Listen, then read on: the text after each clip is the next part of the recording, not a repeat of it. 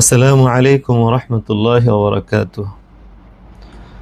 عن عبد الله بن عمرو بن العاص رضي الله تعالى عنهما قال قال رسول الله صلى الله عليه وسلم يا عبد الله لا تكن مثل فلان كان يقوم الليل فترك قيام الليل.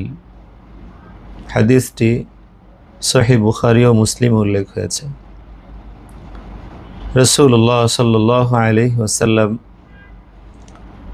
হযরত আব্দুল্লাহ ইবনে আমর ইবনুল আস রাদিয়াল্লাহু তাআলা আনহুমাকে বললেন, আব্দুল্লাহ, অমুক ব্যক্তির মতো হয়ো না যে সলাতুল লাইল তথা তাহাজ্জুদ নামাজ পড়তো, পরবর্তীতে সে ছেড়ে দিয়েছে। এই হাদিস থেকে বোঝা যায় সলাতুল লাইল তথা তাহাজ্জুদ নামাজ পড়ার ব্যাপারে রাসূলুল্লাহ সাল্লাল্লাহু আলাইহি ওয়াসাল্লাম উম্মাহকে কতটা উৎসাহিত করেছেন। আল্লাহ রাব্বুল আলামিন আমাদের প্রত্যেককে সলাতুল লাইল তথা তাহাজ্জুদের নামাজ প্রতি রাতে 2 রাকাত হলেও পড়ার তৌফিক দান করেন।